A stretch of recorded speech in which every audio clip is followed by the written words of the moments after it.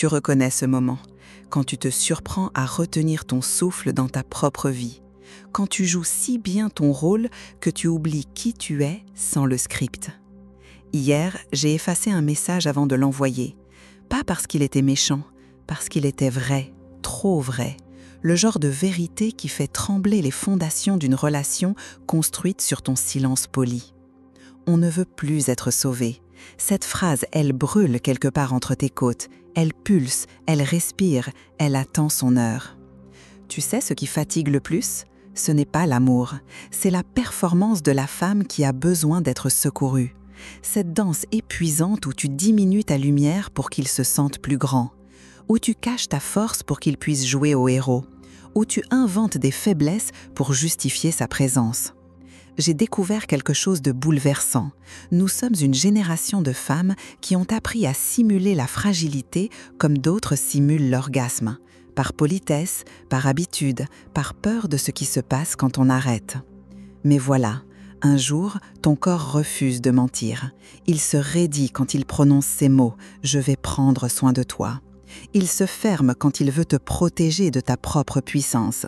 Il s'étend quand il te réduit à un territoire à conquérir, à sauver, à posséder. La vérité, on n'est pas des projets de rénovation pour hommes en quête de sens. On n'est pas des puzzles incomplets qui attendent la pièce manquante.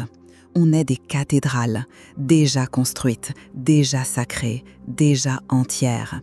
Et ce qu'on cherche, ce n'est pas un architecte. C'est quelqu'un qui sait danser dans nos espaces sans vouloir abattre les murs. Quelqu'un qui comprend que notre complexité n'est pas un problème à résoudre, mais un univers à explorer. On ne veut plus être sauvé, on veut être vu, désiré, choisi, aimé pour ce qu'on est, pas pour ce qu'on pourrait devenir sous la bonne influence. Tu connais cette fatigue? Pas celle du corps après une longue journée? Non. Cette fatigue de l'âme qui joue trop longtemps un personnage. Le jeu amoureux, on nous l'a vendu comme un art subtil. Attends 3 jours avant de répondre, ne montre pas trop d'intérêt, sois mystérieuse mais pas distante, disponible mais pas acquise, passionnée mais pas intense. Un équilibre impossible sur des talons qui te font mal aux pieds. J'ai arrêté de compter les fois où j'ai relu ce message avant de l'envoyer. Pas pour corriger les fautes, pour m'assurer que je ne paraissais pas trop enthousiaste, trop intelligente, trop directe, trop moi. Cette comédie épuisante, où tu calcules tes sourires, où tu doses tes mots, où tu chronomètres tes silences, où tu transformes chaque conversation en partie d'échecs émotionnels. Et pourquoi ? Pour séduire quelqu'un qui ne te connaîtra jamais vraiment parce que tu es trop occupé à interpréter une version édulcorée de toi-même. Le pire, c'est quand ça marche, quand il tombe amoureux de ton personnage et que tu te retrouves prisonnière de ta propre performance, terrifiée qu'il découvre qui tu es vraiment. Alors tu continues, tu joues, tu t'épuises. Mais un jour, quelque chose craque. Peut-être pendant qu'il te parle et que tu hoches la tête en souriant alors que tu penses à toute autre chose. Peut-être quand tu réalises que tu as oublié comment tu ris vraiment. Peut-être quand tu comprends que tu es devenue une étrangère dans ta propre histoire d'amour. La vérité brutale, les hommes qu'on attire avec des jeux ne valent pas la peine qu'on se perde. Et ceux qui valent la peine, ils veulent la femme, pas le spectacle. Alors on arrête, on pose le masque, on respire et on découvre quelque chose de terrifiant et magnifique. Être soi-même est l'acte de séduction le plus radical qui soit. Non, on n'est pas devenu des îles. On n'a pas construit des forteresses autour de nos cœurs. La liberté qu'on cherche n'est pas un désert affectif où rien ne pousse. C'est drôle comme les gens confondent. Ils voient une femme qui refuse de se perdre dans l'autre et ils diagnostiquent « elle a peur de l'amour ». Faux, archi faux. On n'a jamais autant voulu aimer, mais différemment. Tu vois, j'ai compris quelque chose d'essentiel un soir d'été en regardant 2 oiseaux voler ensemble. Ils ne volaient pas dans la même direction par obligation. Ils choisissaient, à chaque battement d'aile, de rester proches, libres et ensemble et libres. C'est ça qu'on veut, un amour qui respire, un amour où tu peux partir en voyage intérieur sans qu'il panique, où tu peux changer, évoluer, te métamorphoser sans qu'il se sente trahi, où ton silence n'est pas une punition, mais une richesse, où ta solitude choisie n'est pas un rejet, mais un cadeau que tu te fais. On veut aimer sans fusionner, partager sans se dissoudre, construire ensemble sans abandonner nos projets personnels. On veut des amours qui ajoutent, pas qui soustraient. Je me souviens de cette phrase que j'ai écrite dans mon journal « Je veux un amour qui me rend plus moi, pas moins moi ». C'est exactement ça. Un amour amplificateur, pas réducteur. Un amour qui célèbre ta complexité au lieu de la simplifier. Qui nourrit tes rêves au lieu de les remplacer. La liberté qu'on cherche, c'est celle d'aimer sans mode d'emploi, sans les scripts hérités de nos mères, sans les attentes sociales qui transforment l'amour en prison dorée. C'est la liberté d'inventer notre propre langue amoureuse, avec ses silences, ses distances, ses proximités uniques. On veut toujours l'amour, mais un amour qui danse, pas qui enchaîne. Un amour qui élève, pas qui pèse. Un amour choisi chaque matin, pas subi par habitude. Parfois, ce qu'on appelle désir n'est qu'une cicatrice qui cherche la lame qui l'a créée. Cette phrase, elle m'a traversée un matin en observant mes propres patterns amoureux. Cette attirance magnétique pour les hommes distants, cette excitation face à l'indifférence, cette confusion entre intensité et amour, comme si mon cœur avait appris une langue étrangère et ne savait plus reconnaître la tendresse. Tu sais de quoi je parle, cette programmation ancienne qui te fait vibrer pour ce qui te fait mal, qui te fait confondre l'anxiété avec les papillons, qui te fait interpréter la violence émotionnelle comme de la passion. On appelle ça de l'amour, mais c'est juste notre système nerveux qui rejoue une vieille chanson. J'ai mis du temps à comprendre que mon corps gardait en mémoire chaque abandon, chaque trahison, chaque je t'aime suivi d'un silence, et qu'il cherchait encore et encore à résoudre l'équation impossible. Comment se faire aimer par quelqu'un qui ne sait pas aimer? Le plus troublant, c'est quand un homme doux apparaît et que tout en toi s'éteint. Pas de drama, pas de montagne russe, pas de course-poursuite, juste de la présence. Et ton corps, habitué au chaos, crie « c'est ennuyeux », alors qu'en vérité, c'est juste sain. Mais voilà la bonne nouvelle, on peut réapprendre, désapprendre la douleur comme langage de l'amour, reconnaître la paix comme une forme de passion, découvrir que la sécurité émotionnelle n'est pas l'ennemi du désir, mais son terreau le plus fertile. Ça commence doucement, par remarquer quand ton corps se tend vers le familier toxique, par choisir consciemment de rester dans l'inconfort du sein, par accepter que l'amour véritable puisse être doux, stable, présent. Boring, diront certaines, révolutionnaire, dis-je. Notre identité romantique post-trauma n'est pas une condamnation, c'est une carte. Maintenant qu'on sait lire le territoire, on peut choisir de nouveaux chemins, des chemins où l'amour ne fait plus mal. La rupture ne t'a pas brisé, elle t'a révélé. Je sais, on ne le voit pas tout de suite. D'abord, il y a le vide, cette absence qui prend toute la place. Tu te réveilles en cherchant son corps, tu prépares 2 cafés par réflexe, tu commences des phrases par « nous » avant de te reprendre.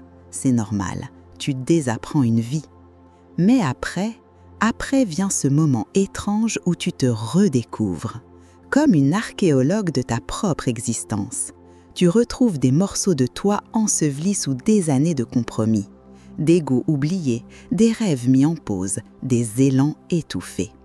J'ai redécouvert que j'aimais dormir en diagonale, manger des olives directement du pot, écouter la même chanson 15 fois de suite, partir marcher sans destination. Des petites libertés insignifiantes qui, mises bout à bout, reconstruisaient mon territoire intérieur. Le divorce, c'est violent, mais c'est aussi une seconde naissance. Tu émerges de cette chrysalide conjugale un peu froissée, un peu perdue, mais vivante, tellement vivante. Tes sens s'aiguisent, ta peau redevient sensible, ton corps se souvient qu'il existe pour autre chose que tenir compagnie. Cette renaissance n'est pas toujours jolie. Parfois tu pleures sous la douche, parfois tu ris toute seule dans ta voiture, parfois tu te sens invincible, parfois tu as peur de tout. C'est le chaos magnifique de quelqu'un qui réapprend à habiter sa vie. Et puis un jour, tu te surprends à être heureuse, pas malgré la solitude, grâce à elle. Tu découvres que ta propre compagnie est fascinante, que tes projets personnels étaient juste en hibernation, que ton désir n'était pas mort, il attendait juste un espace pour respirer. Le réveil après la rupture, c'est comprendre que tu n'as pas perdu une moitié. Tu as récupéré ton entièreté. Et cette femme complète qui émerge, elle est plus sauvage, plus vraie, plus libre que celle qui s'était perdue dans le nous. Mon corps a arrêté de mentir le jour où j'ai cessé de le forcer à jouer des partitions écrites par d'autres. Tu connais cette fatigue? Celle d'un corps transformé en théâtre, qui gémit au bon moment, qui se cambre selon le script, qui simule l'extase pour ne pas blesser l'ego fragile posé sur toi. Cette fatigue d'être une actrice dans ton propre lit. On nous a appris que notre plaisir était secondaire, décoratif, que notre rôle était de confirmer leur virilité. Alors on a joué, on a performé, on a transformé nos lits en scènes où notre plaisir réel n'avait pas sa place, jusqu'au jour où le corps dit « stop ». J'ai découvert quelque chose de bouleversant. Mon corps savait. Il avait toujours su ce qui l'allume vraiment, ce qui l'éteint, ce qui le fait vibrer ou se fermer. Mais j'étais trop occupée à suivre une chorégraphie imposée pour l'écouter. Le vrai désir ne performe pas. Il surgit, il surprend, il dérange parfois. Il n'est pas toujours photogénique. Il ne ressemble pas au film. Il est cru, authentique, imprévisible. Il demande de la présence, pas de la performance, de l'écoute, pas du spectacle. J'ai réappris mon corps comme on réapprend une langue maternelle oubliée. Ses silences, ses élans, ses refus, ses ouvertures. J'ai découvert que le plaisir n'était pas quelque chose qu'on me donnait, mais quelque chose qui émergeait de la rencontre entre ma vérité et la présence de l'autre. Aujourd'hui, je ne fais plus l'amour pour prouver, ni pour garder, ni pour plaire. Je fais l'amour pour ressentir, pour explorer, pour être. Mon corps n'est plus une scène, c'est un territoire vivant qui choisit ses visiteurs. Si ça résonne en toi, je serais ravie de te retrouver ici. Parfois, nos silences partagés disent plus que tous les mots. Le désir authentique commence là où la performance s'arrête, là où deux vérités se rencontrent sans masque. C'est plus rare, mais infiniment plus vivant. Il ne ressemble pas aux affiches. Il ne joue pas le rôle du mâle alpha qui domine la pièce. Il ne distribue pas ses certitudes comme des cartes de visite. Non, il est juste présent. Cette présence, je l'ai reconnue pour la première fois dans un regard qui ne cherchait pas à me conquérir, qui ne me scannait pas comme un territoire à explorer, qui me voyait simplement, complètement. C'était déstabilisant. Où était le jeu, la chasse, la performance masculine que je connaissais par cœur? L'homme qui nous touche aujourd'hui, c'est rester dans l'inconfort d'une conversation sans solution immédiate. Il ne répare pas, il accompagne. Il ne sauve pas, il témoigne. Il ne possède pas, il partage.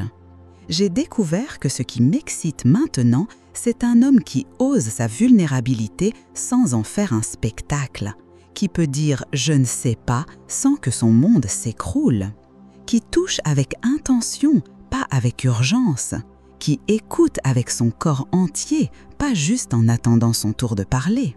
Cette nouvelle énergie masculine ne se pavane pas, elle ne prouve rien, elle est. Stable comme une montagne qui a accepté ses failles, fluide comme une rivière qui connaît sa force. C'est une masculinité qui a fait la paix avec sa part sensible sans renoncer à sa puissance. Le paradoxe, plus il lâche le costume du séducteur, plus il devient magnétique. Plus il arrête de performer sa virilité, plus elle rayonne. Plus il accepte de ne pas tout contrôler, plus je me sens en sécurité. Ce n'est pas qu'il soit parfait, c'est qu'il est vrai. Il ne cache pas ses cicatrices sous une armure de certitude. Il ne masque pas ses peurs sous de l'arrogance.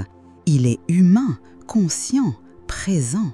Et cette authenticité crue est plus érotique que tous les jeux de séduction du monde. L'homme nouveau n'est pas un concept, c'est une présence. Et quand tu la rencontres, ton corps entier la reconnaît. J'ai appris à aimer en gardant mes clés, celles de ma maison, mais surtout celles de mon univers intérieur. Avant, aimer signifiait fusionner, disparaître dans le nous jusqu'à oublier le je. adapter mes horaires, mes goûts, mes rêves, devenir liquide pour épouser la forme de sa vie.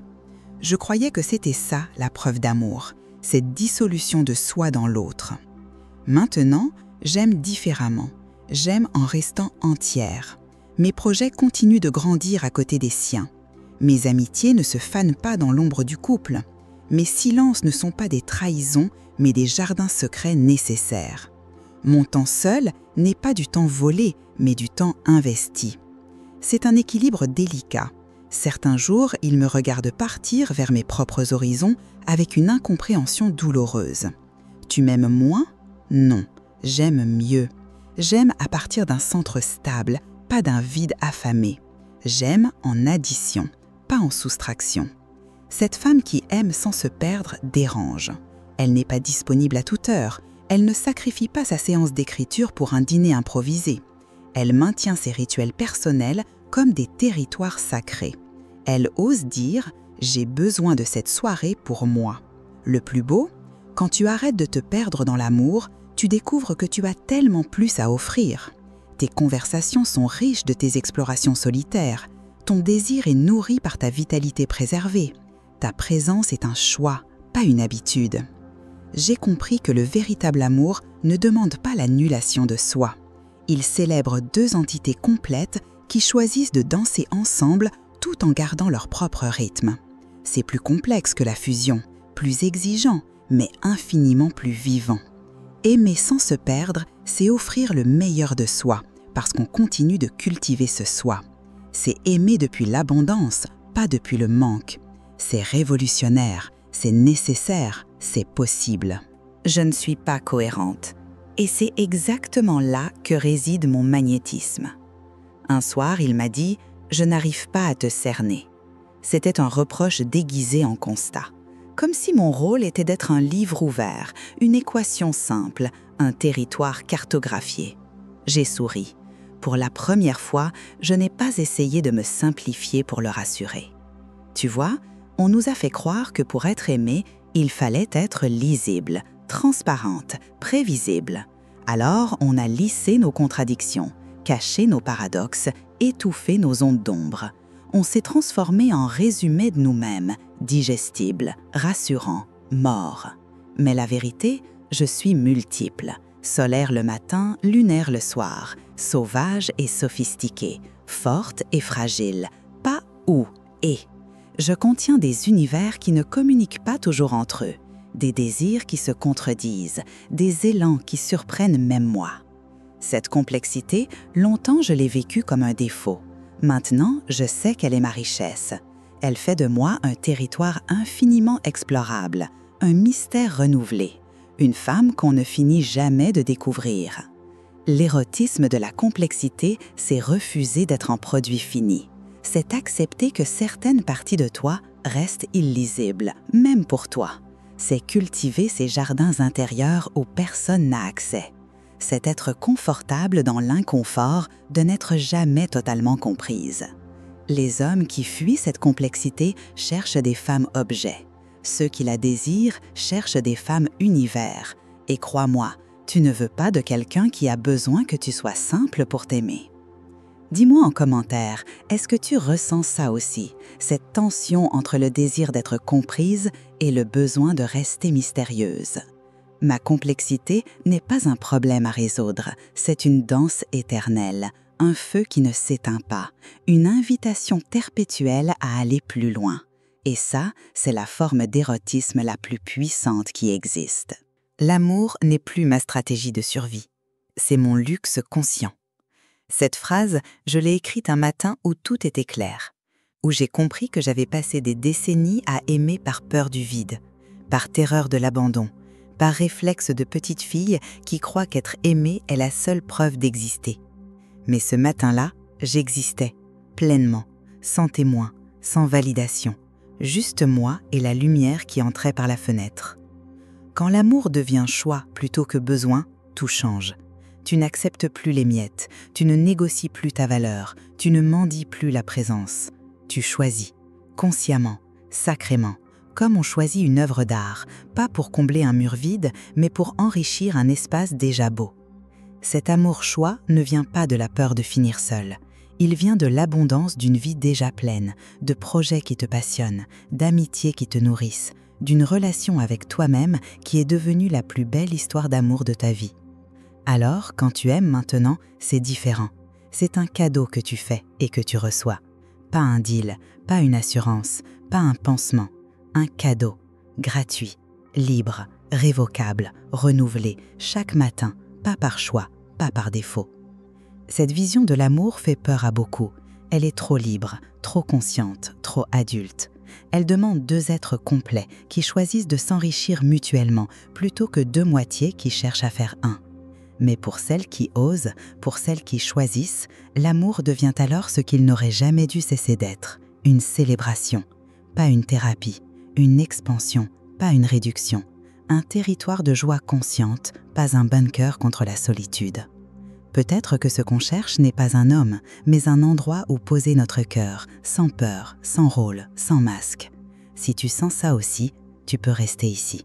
On a tout le temps.